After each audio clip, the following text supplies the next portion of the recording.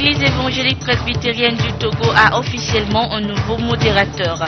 Le pasteur Paul Sename Messan Avinou a la noble mission de diriger l'Église pour une durée de 4 ans. Plusieurs fidèles et invités au devant desquels le Premier ministre ont pris part ce matin au culte d'installation. Le Grand Bassard, producteur par excellence de l'igname au Togo, a vibré hier au rythme et au son de Contre Nidak.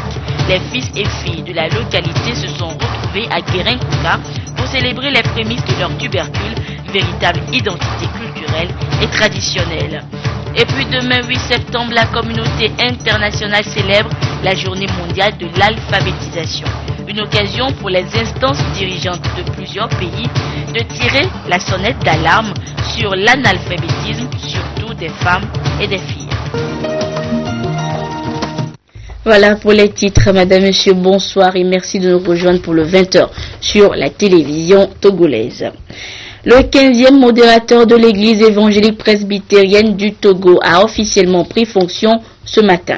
Pasteur Paul Sename Messan Avinou, élu depuis le 31 mai dernier et investi dans ses fonctions ce matin, aura durant 4 ans à œuvrer pour l'unicité et la fraternité et surtout le raffermissement de la foi des fidèles de l'église. Ce matin, à la paroisse de Nikonakwe à Lomé, plusieurs personnalités, dont le chef du gouvernement, Kossi Seliagodi à Omezuno, ont pris part à cette cérémonie solennelle. Le compte rendu avec Luc Assis et Charlotte Moussime. Des chants d'adoration, de louanges, d'actions de grâce ce jour à l'église évangélique presbytérienne du Togo, paroisse de Nikonakwe. La gloire du Seigneur a encore été chantée par les fidèles au rang desquels le Premier ministre Artem Kwesi Seliagodi Aoumezounou, les membres du gouvernement, un parterre de pasteurs. Et c'est à l'occasion de l'installation du nouveau modérateur de l'EPT. Pasteur Paul Sename Messan Avinou prend officiellement fonction, celle de veiller sur le peuple chrétien, et ce, suite à son élection le 31 mai dernier. Devant cette auguste assemblée, le pasteur Avinou a professé et juré d'accomplir sa nouvelle mission avec dévouement, engagement et sérénité. Oui, je le promets. Le nouveau modérateur aura au cours des 4 prochaines années à servir sans distinction aucune le peuple chrétien. Les attentes sont grandes. Qu'il fasse tout pour que nos fidèles puissent nous entendre de Lomé jusqu'à 56. Qu'il fasse bien la tâche que Dieu lui confie, pour sa gloire et pour la gloire de tout le monde. Je remercie Dieu de nous avoir donné cette occasion. Dans sa toute première adresse à ses brebis à qui il promet obligation de résultat, le berger Sename a partagé sa vision et les grandes lignes de son programme. Il entend proscrire tout au long de son mandat l'autosuffisance, l'autosatisfaction devant le titre nouvellement acquis, la confusion entre les notions d'autorité et de pouvoir, les considérations ethniques ou tribales et bien d'autres encore. Il espère les grâces divines nécessaires pour continuer l'œuvre déjà entreprise par ses prédécesseurs. Dans sa prédication, le pasteur Messan Avinou s'est inspiré de l'évangile selon saint Matthieu au chapitre 18 versets 21 à 35 pour exhorter les fidèles au pardon, gage du bonheur et de l'épanouissement. Vous pourrez pardonner à vos prochains 490 fois. Non, ne me répondez pas, je sais que vous ne pourrez pas me répondre. Jésus n'est pas chose facile du tout. Mais tu vas de succès en succès. Si nous vivons pour Christ. Si nous mourrons pour Christ. Donc si nous savons que nous sommes en train de vivre pour Christ, nous avons l'obligation de nous soumettre à ses lois, à ses prescriptions, à ses recommandations. Et voilà la loi, voilà la prescription, voilà la recommandation. Pardonnez-vous ou non, pardonne à ton ennemi. Nanti d'une maîtrise et de master en théologie, le pasteur Paul Sename Messan Avinou est le 15e modérateur de l'église évangélique presbytérienne du Togo. Natif de la préfecture de Kloto, marié et père de 3 enfants, il succède au pasteur Agbenohevi Maouli Awagnon, arrivé au terme de son mandat. Le nouveau modérateur n'a pas manqué de saluer la mémoire du pasteur Emmanuel Kossi Adiavou Ayédé, arraché à leur affection quelques jours seulement après son élection au poste de modérateur.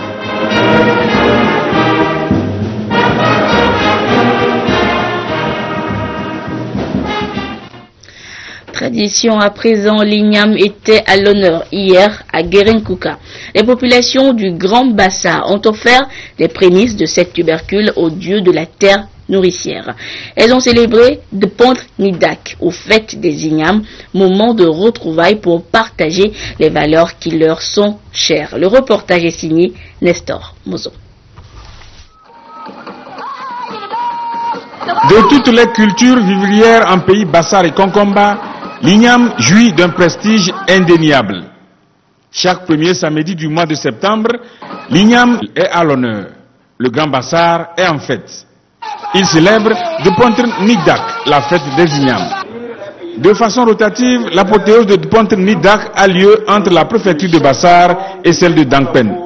Cette année, c'est Guérenkouka, dans Dangpen, qui a accueilli les manifestations officielles. En célébrant la fête des ignames, les peuples Bassar et Konkomba rendent grâce à Dieu pour la nouvelle moisson. Nidak, en pays Konkomba, signifie goûter l'igname. Ce goûter est donc une sorte de communion entre humains et forces cosmiques, et il autorise désormais le commun des mortels à consommer en toute quiétude la nouvelle igname. C'est donc l'occasion, après des durs labeurs, de dire merci à Dieu et aux membres de nos ancêtres pour les nouvelles écoles qui ont été encore bonnes. Les peuples Konkomba et Bassar sont connus par leur igname, surtout la variété la plus appréciée, à savoir le labako, qui se remarque par les vertus douces, agréables et riches en amidon. De Pontre Nidak est à sa 50e édition cette année. Ce jubilé d'or a été placé sous le thème 50 ans de la célébration de la fête des ignames, bilan et perspective pour le meilleur avenir du Grand Bassar. En outre, les populations de Bassar et de Dangpen ont jeté un regard sur les actions du gouvernement en faveur de leur localité. Sur le plan des infrastructures routières, après le tronçon Bassar-Kabou en 2010, les deux axes Kabou-Guérenkouka et Guérenkouka-Kachamba-Sadouri sont aujourd'hui une réalité qui témoigne du ferme engagement du chef de l'État à désenclaver le Grand Bassar en assurant davantage son ouverture au reste du pays. Ce projet se poursuivra avec la construction de 2 ponts sur les rivières Kara et Koumangou. Dans le domaine de l'énergie électrique, il est prévu la construction d'une ligne à haute tension reliant Kabou à Guérenkouka, de même que l'électrification des cantons. D'autres grands projets sont en vue, tels que la construction d'une usine d'extraction de clinker en amont. Sur le plan commercial, le Grand Bassar bénéficie d'un grand marché moderne construit dans la ville de Bassar il y a seulement quelques mois.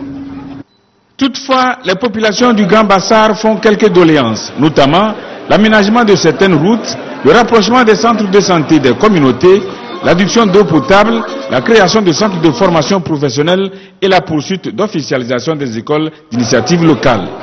Ces doléances ont été remises aux représentants du président de la République, le ministre des Mines et de l'Énergie, qui, dans son intervention, a félicité le peuple du Grand Bassar pour les richesses culturelles et économiques dont il regorge.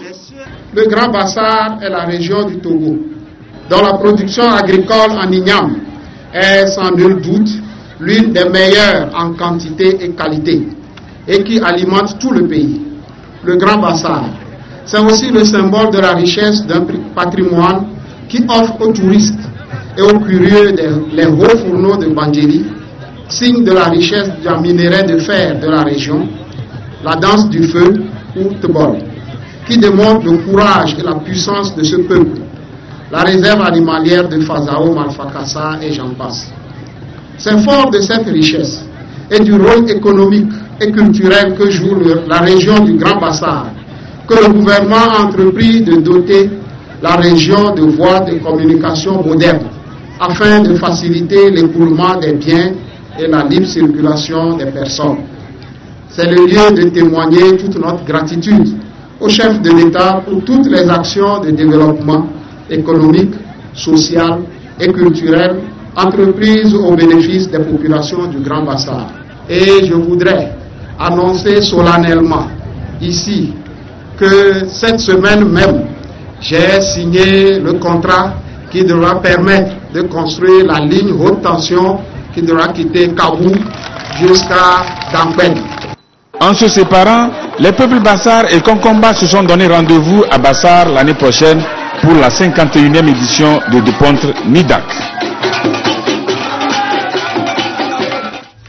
Des producteurs de la préfecture de Dangpen justement ont bénéficié d'un don du ministère de l'Agriculture, de l'Élevage et de la Pêche. Du matériel agricole leur a été fourni pour leur permettre d'accroître leur production. Au même moment, les géniteurs ont été remis aux éleveurs et des prêts scolaires octroyés aux producteurs. Nous retrouvons Nestor Mozo. Chaque kit est composé d'une roue triangle, d'une herse pour aplanir le labour, d'un corps buteur pour le bionnage, d'une charrue pour le labour à plat et d'une charrette pour le transport des produits agricoles.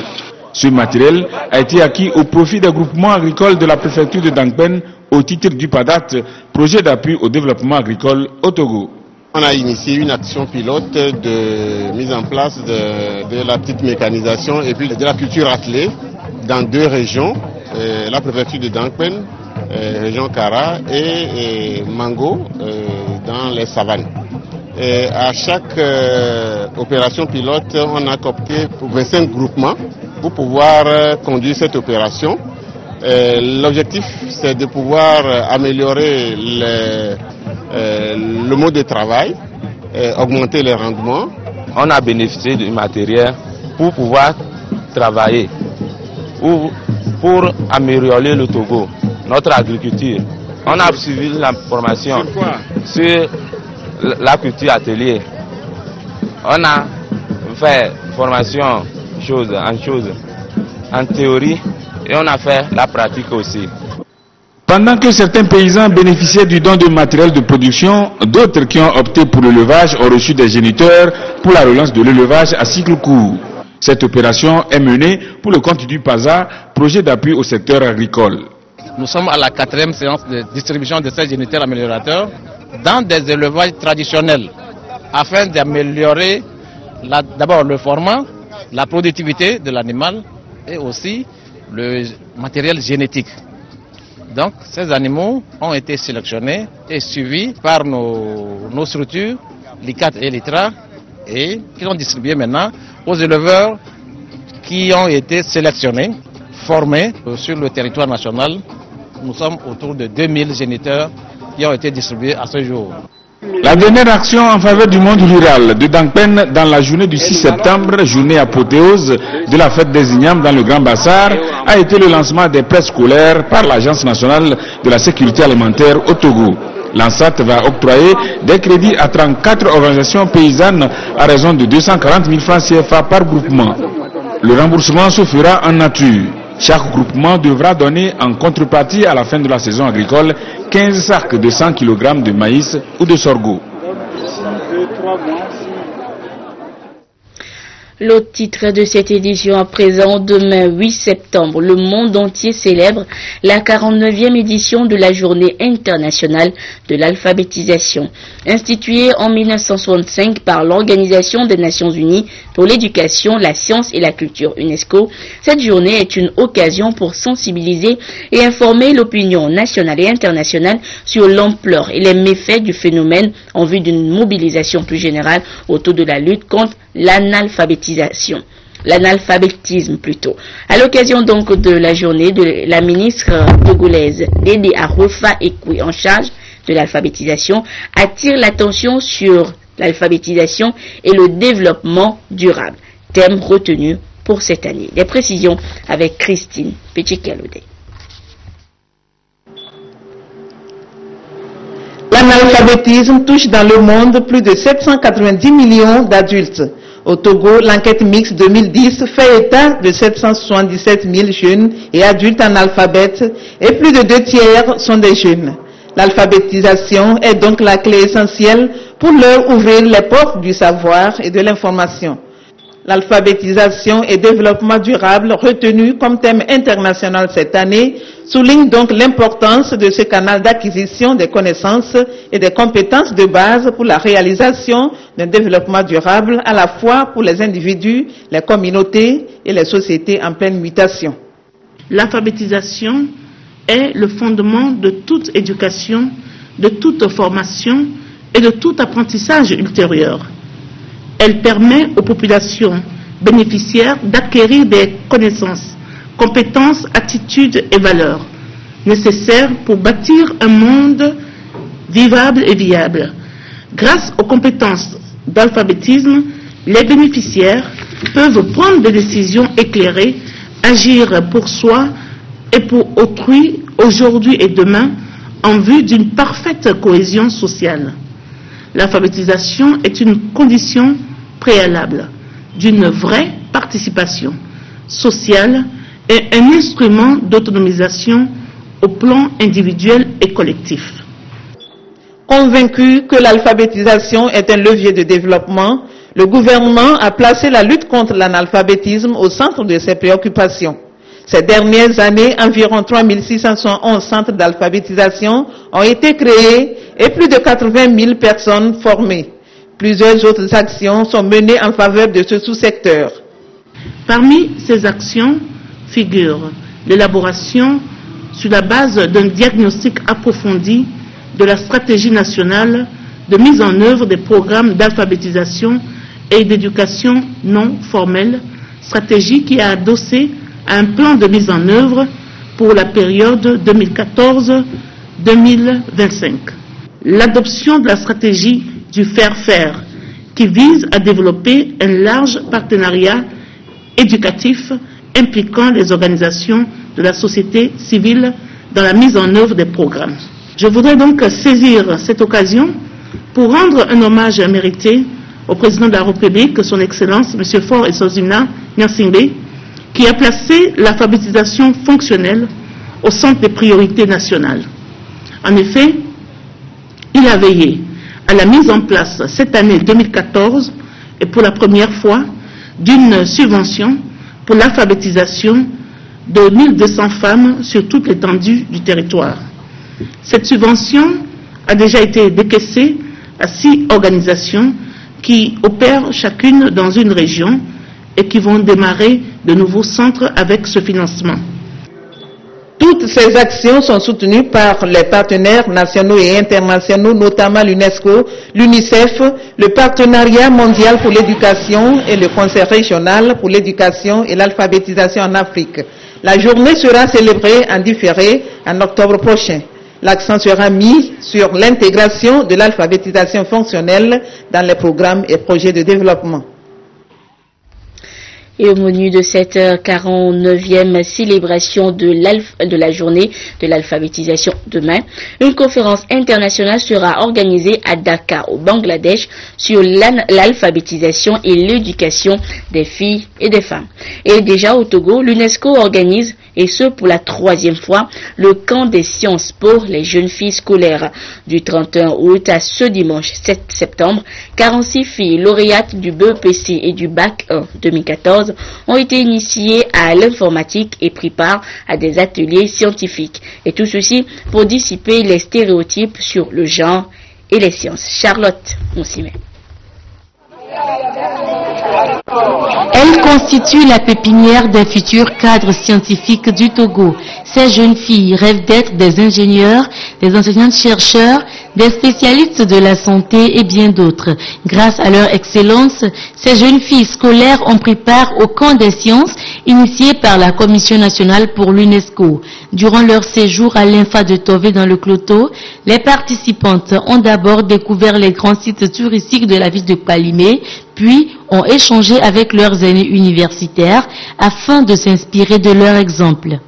Nous avons aussi été à la découverte des différentes facultés et écoles scientifiques présentes sur l'université de Lomé.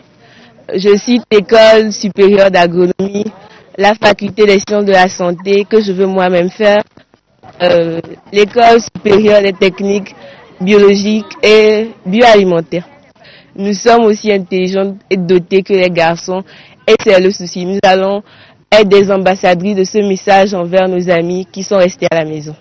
Je voulais que dans l'avenir, ce qu'on se répète pour encourager aussi nos jeunes sœurs pour embrasser les filières scientifiques, car les filles aussi peuvent être le moteur de la renaissance d'une nouvelle société africaine. Moi, j'ai très aimé ce camp et je voulais même, si vous pouvez me prolonger le camp aussi, je serais très ravie. Par cette initiative, la Commission nationale pour l'UNESCO entend faire dissiper les stéréotypes sur le genre féminin et les sciences, et aussi sensibiliser les jeunes filles à s'orienter vers les filières scientifiques. Nous avons remarqué dans leur initiation, par exemple, à la micro-informatique, pendant peu de séances, les thèmes qui leur ont été donnés, que ce soit sur Ebola, que ce soit sur la menstruation, que ce soit sur la vie de Palimé, que ce soit sur le Moringa, elles ont elles-mêmes, au niveau des groupes, fait des recherches et la restitution qu'elles ont faite dans une dynamique participative au niveau de chaque groupe, et le fond des dossiers qu'ils ont pu sortir nous ont prouvé qu'elles peuvent aller loin. Au niveau du gouvernement togolais, des politiques et mesures incitatives sont mises en œuvre pour inviter la gente féminine à faire carrière dans les sciences. Une motivation renforcée par la dernière journée de la femme africaine, célébrée le 31 juillet, qui appelait à offrir plus d'opportunités aux femmes et aux filles dans les sciences et les technologies. Un mot à présent du projet de développement initié par le gouvernement togolais. Avec la vision Togo 2030, le Togo entre dans une ère nouvelle, celle de l'audace dans la vision du développement du pays et du sérieux dans la gestion des ressources à mobiliser. Au cœur donc de ces préoccupations, on parle du développement humain durable et de la démographie. Qu'attend-on de cet aspect dans les 15 prochaines années? Les réponses dans ce dossier réalisé par Kwasi Glé et Adolphe Baka. Quel avenir pour le Togo dans sa vision de développement pour les générations présentes et futures? Cette question posée dans le projet Vision Togo 2030 amène les décideurs à désormais sonder le futur avant de choisir quoi faire dans les 15 prochaines années. Aujourd'hui estimé à plus de 6 millions d'habitants, il s'agit de projeter la population togolaise d'ici à 2030 afin d'envisager l'adéquation des infrastructures par rapport aux populations. Est-ce qu'il y a suffisamment d'hôpitaux? Est-ce qu'il y a suffisamment de centres de santé? Est-ce que par rapport aux écoles, par rapport aux universités, est-ce que ça permet de répondre aux besoins de la population? Donc on aborde dans ce sous-système, on aborde plusieurs thèmes: la santé, l'éducation, la jeunesse, l'emploi, l'urbanisme et l'habitat, l'environnement, le développement durable. Santé, éducation, jeunesse et emploi, les défis sont énormes, les besoins relatifs à chaque région et les solutions doivent prendre en compte les aspirations des peuples. Je prends par exemple la région de la Kara, où nous avons la poterie de Tcharé, où les femmes font de très bons produits. Quelles sont les politiques aujourd'hui qui entourent ces genres d'activités et qui permettent à ces femmes de pouvoir vivre décemment? Où vous allez voir que les besoins de la population en fonction des régions ne sont pas forcément similaires. Dans le nord, on va vous demander un port sec, par exemple. Quand vous arrivez dans les plateaux, ils vont vous dire qu'ils ne captent pas la télé à cause des montagnes. Réussir le pari de cette vision amènera alors les instances dirigeantes du pays à inclure toutes les aspirations de la société togolaise. Le Togo, c'est un système, c'est-à-dire qu'il y a des interrelations dynamiques entre tous les aspects de notre vie. C'est pour ça que nous pensons que le socio-culturel joue sur la politique et la gouvernance, qui elle-même joue sur le développement humain, qui lui-même joue sur la productivité des facteurs en économie, et vice-versa. Ainsi, le Togo qui évolue dans ce creuset de la mondialisation pourra certes s'inspirer des exemples d'autres pays du Sud qui ont réussi, mais surtout savoir avant tout d'où il vient et où il va. Là émergera alors une véritable identité nationale forte.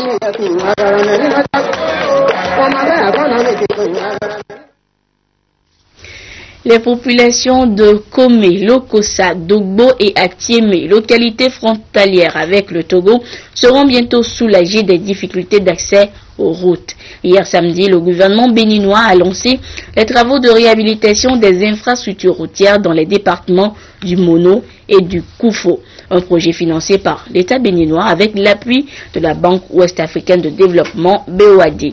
La réalisation de l'ouvrage est confiée à l'entreprise Ebomaf. Le reportage est signé Prudence Zissou. La route Komé-Lokossa au Bénin, vieille de plus de 2 décennies, est aujourd'hui dans un état de dégradation avancé. Sa réhabilitation sera prise en compte dans le projet de modernisation du réseau routier national au Bénin. La population s'en réjouit déjà. Nous, Zémidjan, nous sommes les premiers usagers même de la route. Et si la voie là est réhabilitée, le trafic dans le Zémidjan, ça va encore bien marcher. Les autres villes sont bien développées, bien tracées. Et voilà que Lokossa n'est pas du moins. Bon, il faudrait que ce changement arrive aussi à Lokossa. Ça me ferait plaisir. Aujourd'hui, le projet se concrétise avec le lancement par le président béninois Boni Yayi des travaux de réhabilitation et de bitumage de la route Komé-Lokossa-Dogbo et la bretelle Zunwe à Tiémé, frontière du Togo, long de 111 km. Ce tronçon du réseau routier béninois draine un important trafic, dont une forte proportion de poids lourds en provenance du Togo. Le projet permettra de stimuler le développement économique et social ainsi que l'intégration régionale. En ce qui concerne la bretelle Zunwe à Tiémé, frontière du Togo, couche de fondation 20 cm de gravelure latéritique, couche de base 15 cm de gravelure latéritique stabilisée au ciment à 4%, couche de roulement 5 cm de béton bitumineux. 93 milliards de francs CFA, c'est le coût global du projet, dont 25 milliards financés par la Banque ouest-africaine de développement BOAD, qui a réaffirmé du haut de cette tribune sa disponibilité à accompagner les projets de développement socio-économique de ces pays. L'ouvrage est confié à l'entreprise Ebomaf. Le défi qui nous attend, c'est de confirmer et justifier toute la confiance de l'autorité béninoise à l'endroit de notre société. Et cette justification passe par le respect des délais, le matériel et le personnel que nous allons déployer sur ces chantiers, sur ce chantier particulièrement, nous permettra d'atteindre les rendements journaliers que nous devons avoir pour pouvoir terminer le chantier avant le délai d'exécution prévu qui est de 24 mois. Pour Boni Yayi, cette politique va contribuer non seulement à renforcer le réseau routier dans les espaces communautaires, mais aussi à désenclaver les zones rurales. Le Bénin est un chantier de cela. Donc le maillage du réseau routier est en route, orienté vers l'émergence des pôles de développement. Et vous devez y croire, nous sommes en train d'insister sur l'amélioration de la performance des services de transport pour une forte, je dis bien une forte mobilité des personnes, des biens, des services et des capitaux. Voilà le point de départ de l'émergence de notre cher pays. Avec ce projet, les échanges commerciaux entre les localités d'Atiémé au Bénin et d'Agomeglozu au Togo vont se renforcer davantage. Le démarrage des travaux est prévu dans un mois.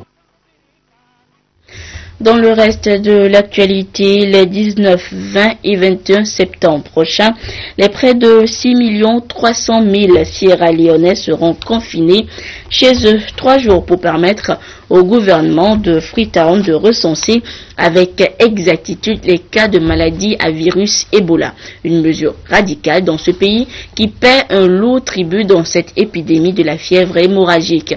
Plus de 500 personnes ont déjà perdu la vie depuis le début de cette crise sanitaire. Et les conséquences de cette épidémie se ressentent également dans le déroulement des éliminatoires de la CAN Maroc 2015. Des matchs ont été annulés, des fois déplacés, et souvent ce sont les joueurs des pays concernés qui en paient le prix, comme les Sierra-Léonais qui ont mal vécu leur statut de paria cette semaine avant d'affronter les Ivoiriens hier sur le stade Houphouët-Boigny. Score final 2-1 en faveur des éléphants. Retour sur un match sur fond de crise Ebola. Finalement, le match a bien eu lieu. Les Sierra-Léonais ont perdu 2-1 face aux Ivoiriens. Un tour de qualification à la Coupe d'Afrique des Nations qui s'est joué sur fond d'Ebola.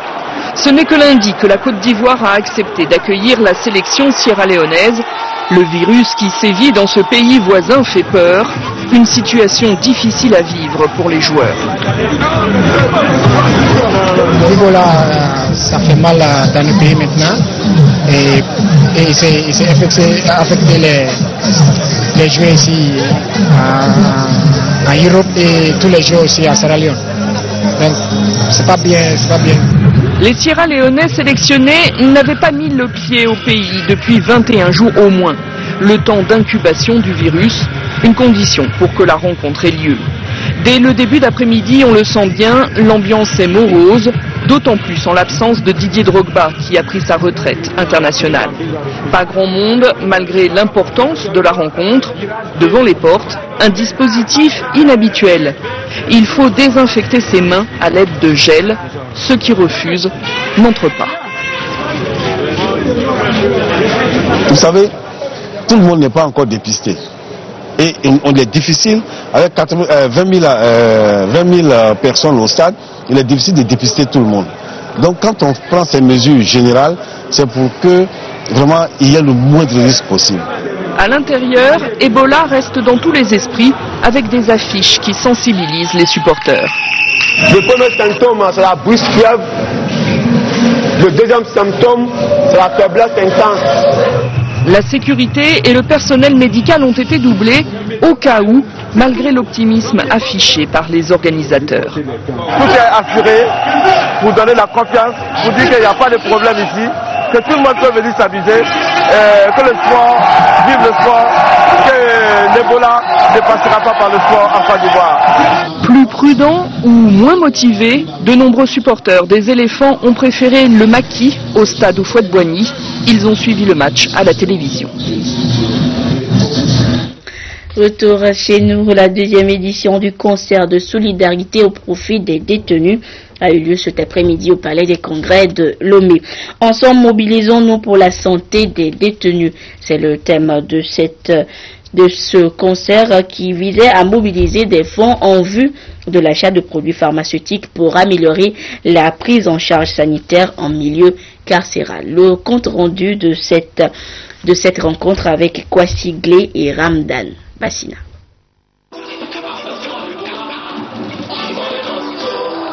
Ce concert au profit des détenus des 12 établissements pénitentiaires que compte le Togo a pour objectif de récolter des fonds pour soutenir les prisonniers. Nous avons actuellement une surpopulation carcérale dans nos prisons. Cela veut dire que le nombre qui était prévu dans les prisons est doublé, voire triplé. Ce qui fait que les conditions idoines ne sont plus ce qu'elles devaient être. Parce que le nombre de détenus étant triplé. Donc tout ce que l'État avait accordé pour 20 personnes est maintenant utilisé pour 60 personnes. Vous comprenez que les conditions ne peuvent être que détériorées. Cela va de soi, en tenant compte de l'alimentation qui est donnée aux détenus, en tenant compte de leur santé, en tenant compte de l'assainissement et en tenant compte même des locaux. Donc c'est pourquoi nous disons, nous devons venir au secours des détenus par ces genres d'initiatives que nous avons entreprises.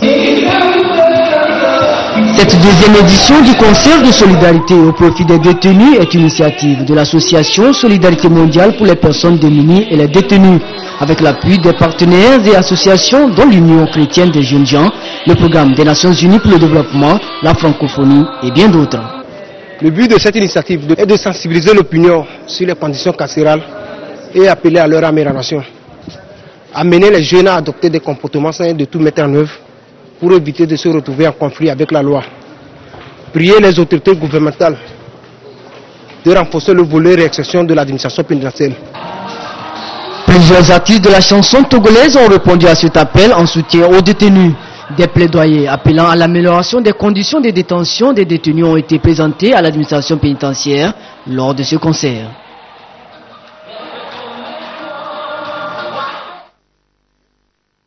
Et c'est sur cette belle ambiance de solidarité que se referme ce journal. Merci à vous qui l'avez suivi où que vous soyez grâce à la télévision togolaise. Au revoir. L'église évangélique presbytérienne du Togo a officiellement un nouveau modérateur. Le pasteur Paul Senami Messan Avinou a la noble mission de diriger l'église pour y durer durée de 4 ans. Plusieurs fidèles et invités au devant desquels le Premier ministre ont pris part ce matin au culte d'installation. Le Grand Bassar, producteur par excellence de l'igname au Togo, a vibré hier au rythme et au son de Pont Nidak. Les fils et filles de la localité se sont retrouvés à Guérin-Kouka pour célébrer les prémices de leur tubercule, véritable identité culturelle et traditionnelle. Et puis demain 8 septembre, la communauté internationale célèbre la journée mondiale de l'alphabétisation. Une occasion pour les instances dirigeantes de plusieurs pays de tirer la sonnette d'alarme sur l'analphabétisme, surtout des femmes et des filles.